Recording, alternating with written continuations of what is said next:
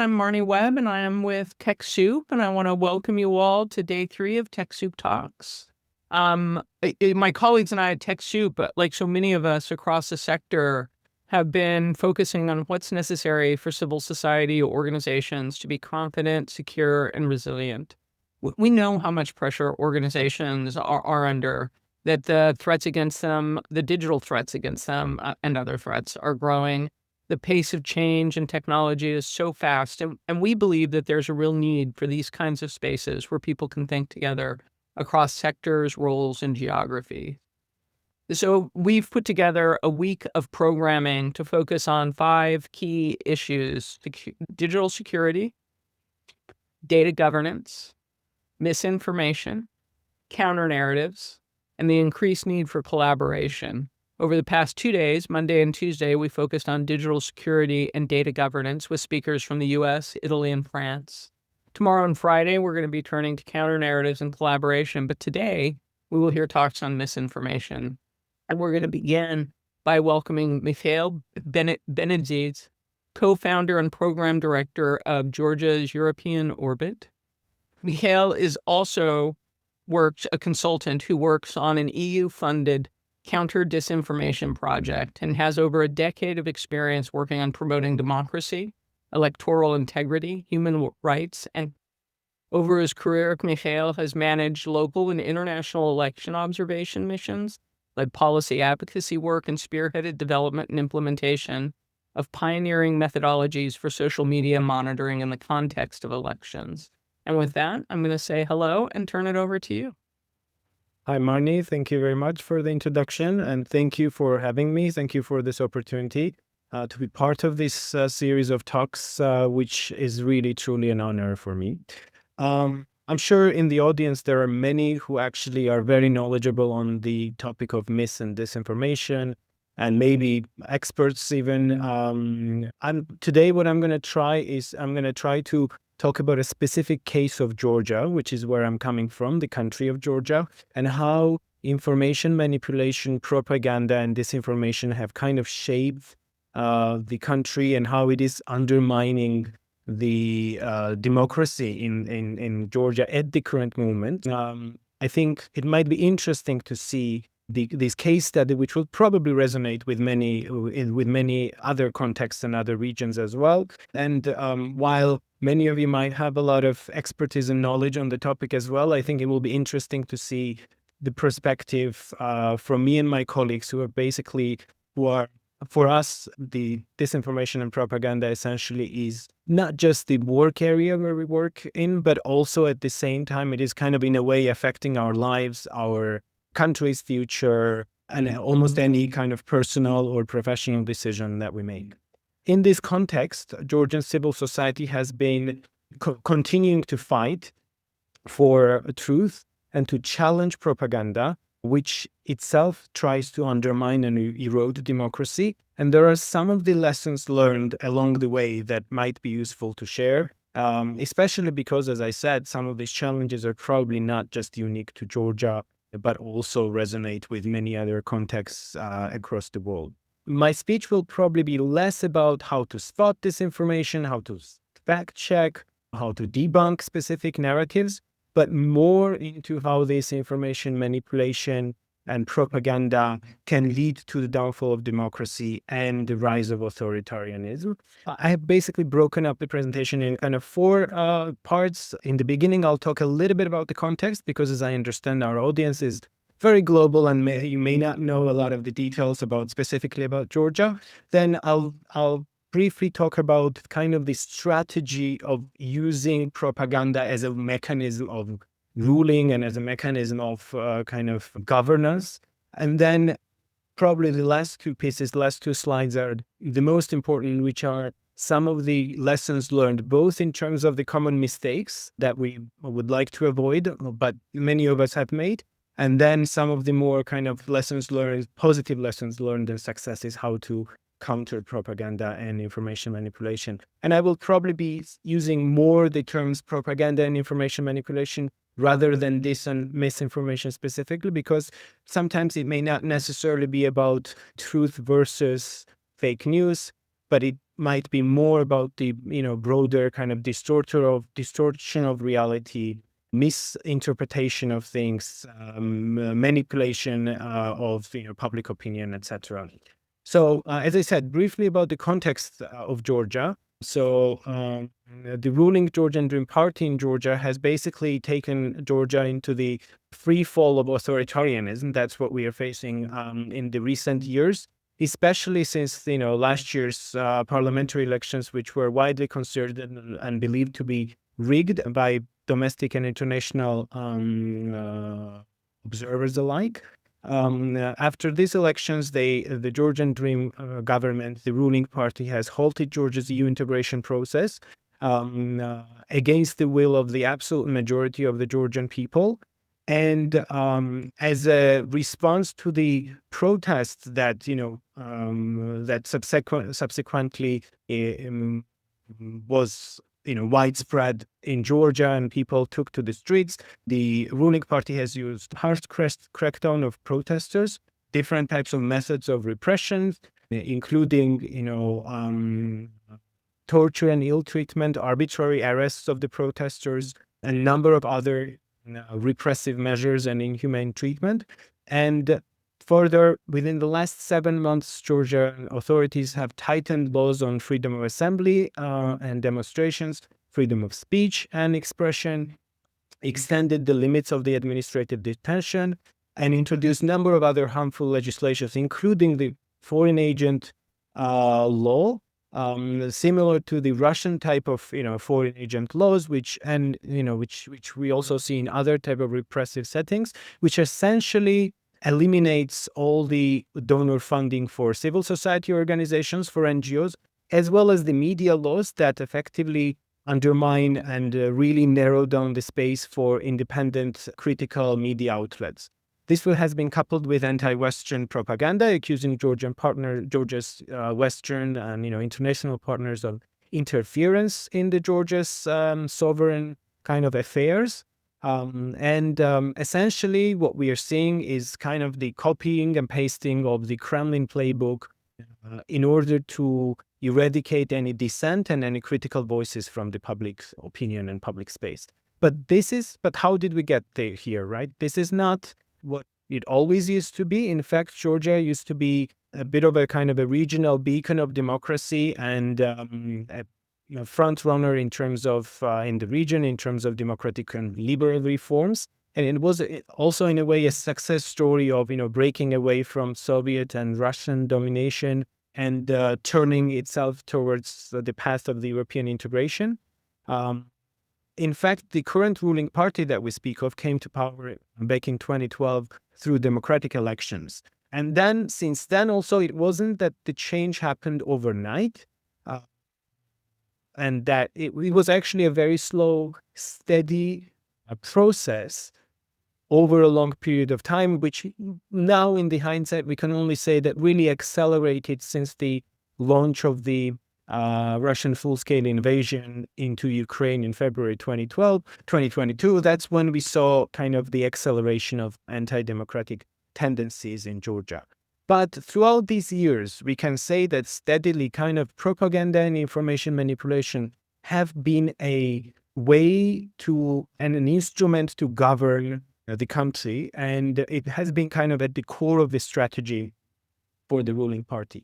And here I set out some of the some of the elements of this strategy, which, as I would say, are probably the early warnings in other contexts as well, if you see similar situations. So from the get-go, what we can see is that the ruling party has been vilifying and demonizing the opposition, creating and nurturing kind of polarization. And so that's what the propaganda and information manipulation have been serving all along for many years. This essentially means, of course, like it has been based on some of the legitimate criticism of the previous ruling parties, so the opposition's mistakes or wrongdoings, but essentially the propaganda's aim has been to almost dehumanize anyone who is an opposition supporter in order to cast aside any kind of critical opinion coming from people who may not share the same visions and ideas that the ruling party does. At the same time, they have used the tactic of promoting mistrust in media, essentially painting the landscape in which people should believe that, no one tells the truth. There is no media outlet that you can trust fully. And it is true that in Georgian context, as well as I'm sure in many other contexts, there are media outlets that are affiliated with one party or another or have certain type of political agenda. And so that's what the ruling party has been trying to promote through the propaganda over time, that there is no media outlet that can be trusted anyway. So all kind of news and all media are, in a way, kind of manipulated. At the same time, the propaganda and information manipulation tried to undermine and discredit the civil society, portray them as grant eaters, foreign agents, people that don't have their own agency, but rather are vehicles and mechanisms of promoting other ideas, usually coming from abroad.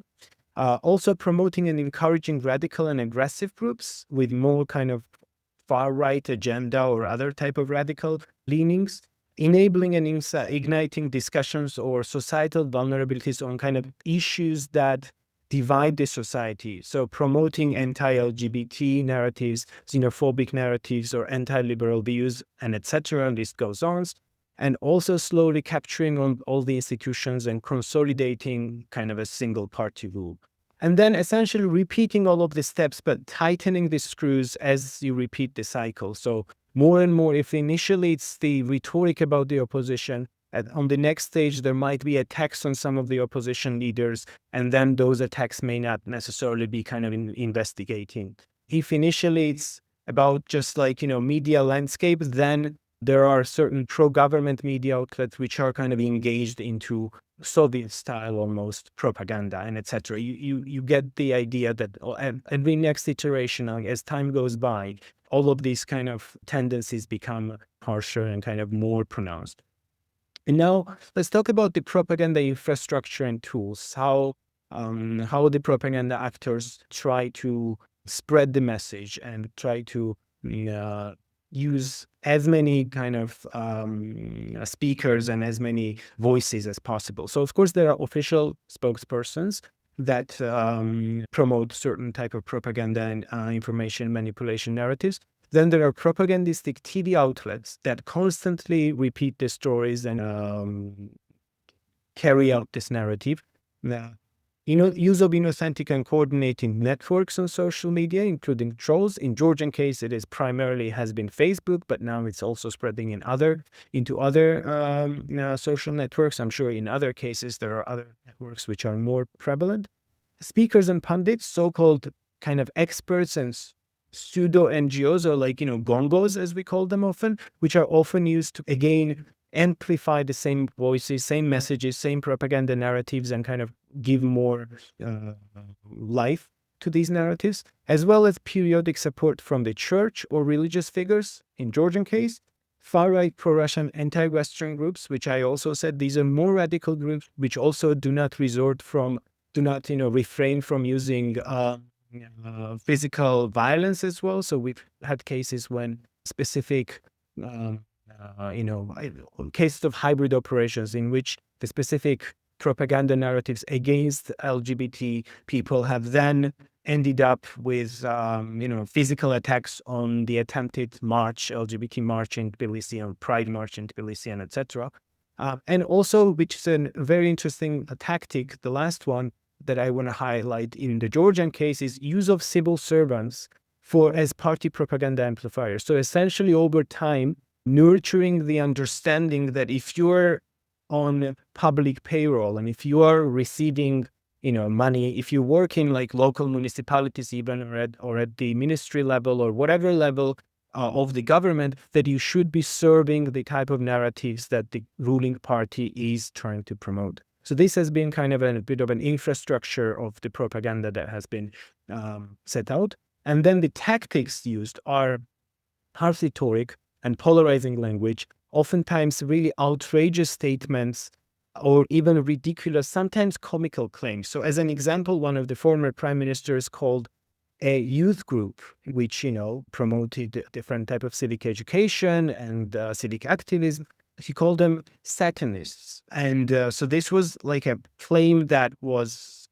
out there. And I'll refer to this later, why I'm specifically bringing this example, why it's important to pay attention to these type of outrageous claims, but also use of conspiracies. So in the case of Georgia, since the start of the invasion of Ukraine, full-scale invasion of Ukraine in 2022, the propaganda has been trying to promote the idea that the West, collective West, the United States, the EU, other partners, are trying to open a second front in Georgia. And Georgia obviously has a history of past war with Russia, and this is something that is like very much in the back of as a trauma of a lot of people, the history of wars in the last 30 years. And so manipulating the fear, in this case, fear of war, has been one of these strategies, but also kind of intertwined with conspiracy of the second front, and then kind of aggravating this, saying that there's some sort of a global war party that exists that wants to drag Georgia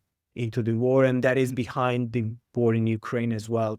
Or use of the term deep state, kind of every next iteration, then it becomes more and more complicated and the conspiracy grows even more. Distortion of reality. In this case, for example, if a critical report comes out from, let's say, a Venice Commission, which is kind of a pan-European Council of Europe body, which issues legal opinions on certain laws, and its compliance to the human rights standards and the Council of Europe standards. If it's a critical report, the propaganda might actually just twist it completely and say that there's actually not a criticism, and we are actually complying with this and these pieces that they have written, and so completely kind of flipping the reality. And what's, I think, an important tactic to remember is strict messaging discipline, constant repetition of the same messages by different actors, and setting the media agenda. So being forthright, starting every week with a press conference, even in sometimes every day with a press conference where the propaganda defines the agenda, what everyone else needs to be talking about. So then media kind of picks up these points and ask these questions to the opposition, ask these questions to the civil society actors. So essentially they're setting out the issues that for the week or for that particular day, what the conversation will be focused about. Now, living in this context, what are some of the kind of common mistakes that the civil society or those actors that are trying to kind of counter this propaganda and information manipulation, what are some of the things that we have made, or maybe in other contexts, maybe some of you also have encountered? So first of all, I think, and the common theme is essentially walking into the propaganda frame and inadvertently or in some way amplifying or repeating the propaganda narratives, trying to explain the truth with arguments, data, or rationalizing the debate. This is oftentimes a mistake because, let's say again, if we go back to the fear of war, the manipulation of the fear of war and the conspiracy, this is trying to play with irrational side and more emotional side of the audience. And no matter how much we explain with the arguments that no, there's no such thing as the global war party, and no one is trying to engage Georgia into the war, etc., you actually, as you're trying to explain, you're repeating the same propaganda narratives, and more years hear the keywords of the global war party or the second front. So essentially, it is doing us not a favor, but it is doing the propaganda actors the favor by kind of promoting their narratives furthermore. Using human rights language and legal jargon in civil society, at least in the type of civil society that I work in, this is quite often the case where we're trying to explain, why this particular law is a problem, and we bring in certain type of human rights standards, and most people don't usually understand and cannot follow this type of legalistic conversation, so they don't necessarily get those arguments. Repeating the propaganda or harmful narrative, as I said, repeating the frame, let's say global war party or the deep state, and kind of talking about it over and over, it again strengthens the propaganda narrative more. And then the next point, again, amplifying the narrative by sharing the scandalous headlines. So when I said about the example of the kind of youth group called Satanists, we had a number of critical independent media outlets then taking this quote and kind of just putting it on a Facebook card or whatever card and then sharing it all over, with the intention to spark how outrageous these statements are, to cause the anger, or like believe that when people read this, they will actually feel that this is problematic. But most of the time, if you don't explain, if you just copy and paste the propaganda narrative, this only helps the propaganda actors to reach the audiences even more, because they can reach their own base in a way through their own propaganda TV stations and propaganda channels.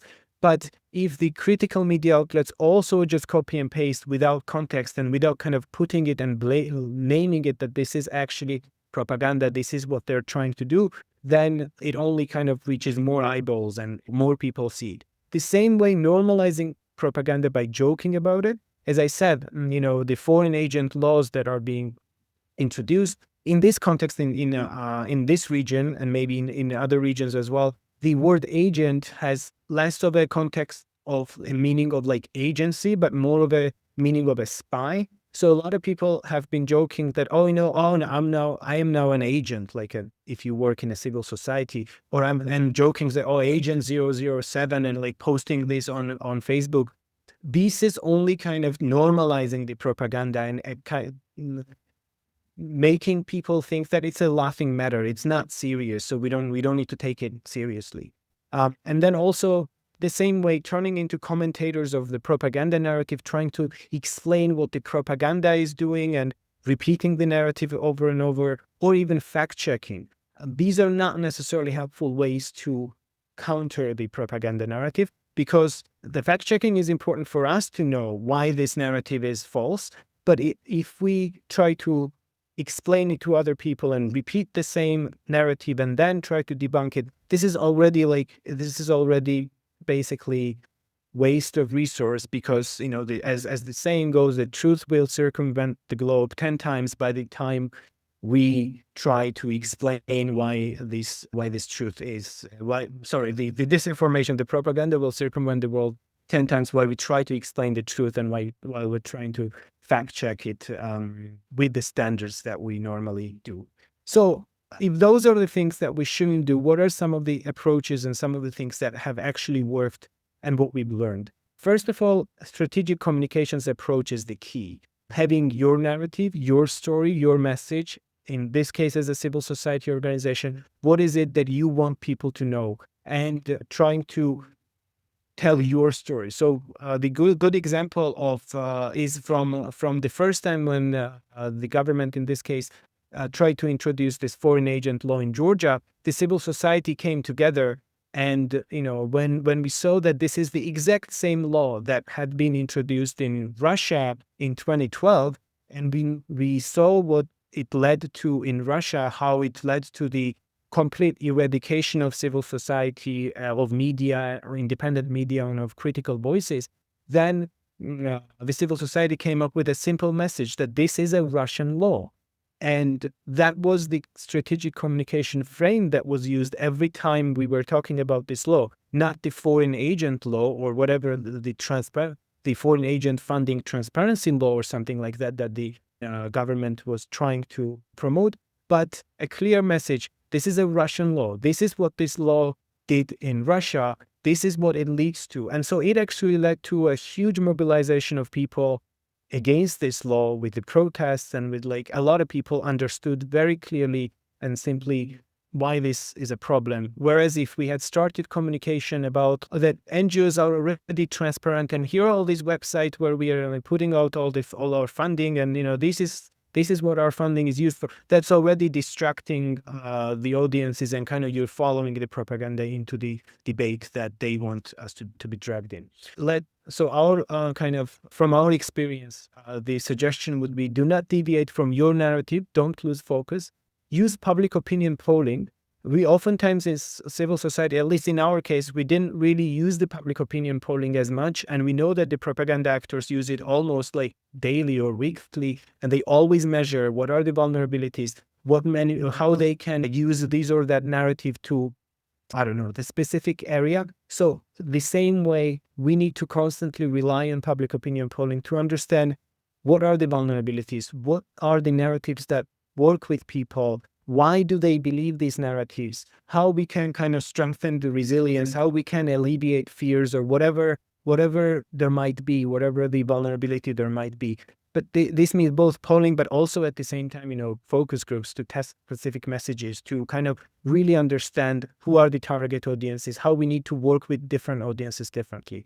Work with creative industry and promote your story, promote what you're doing. Oftentimes in civil society, we feel like, it's our duty, whatever we are doing, we are driven by our passion, and we don't necessarily need to kind of tell our story. And I think this is very important to tell that story. And oftentimes we might need help from creative industries to tell that story better than what otherwise we might be able to, or we might think that is the best way to tell this story. Also find the right messengers, because oftentimes it might be the case that for those specific target audiences, it may be better for ourselves to remain silent and for us to find other supportive voices who will kind of amplify the message and who will bring these messages better to those specific audiences, even though it might be sometimes counterintuitive, because often in CSOs, you have very knowledgeable expert people who can explain those kind of topics, whatever your fight is, better, but sometimes you might need to step back. And in the same way, you might need to pick and choose your battles, because there will be a lot of different kind of fronts of the propaganda and information manipulation. There will be a lot of different narratives to counter, but we have to choose where we will be most effective and either disregard or try to minimize the risk for coming from other issues, then focus on the issues where we have the strength. Set the agenda yourself. Do not wait for the propaganda actors to have a press conference on Monday morning. Understand what is it that you want to tell that week, and make a press briefing yourself, or maybe every day.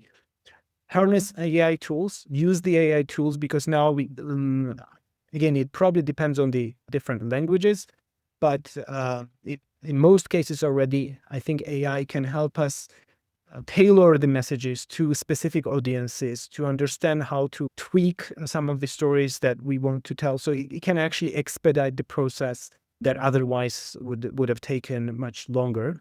And collaborate, which will be my last point, because none of this is possible with just one organization. The successful cases in Georgia have been where different organizations, even like wider civil society groups, have come together and prioritize certain kind of narratives where we need to make sure we counter the propaganda and the information manipulation, and working together and collaborating has been the key. Of course, there are a number of challenges in collaboration. There might be a lot of difference of opinions, but it also allows us to kind of divide the tasks and work together.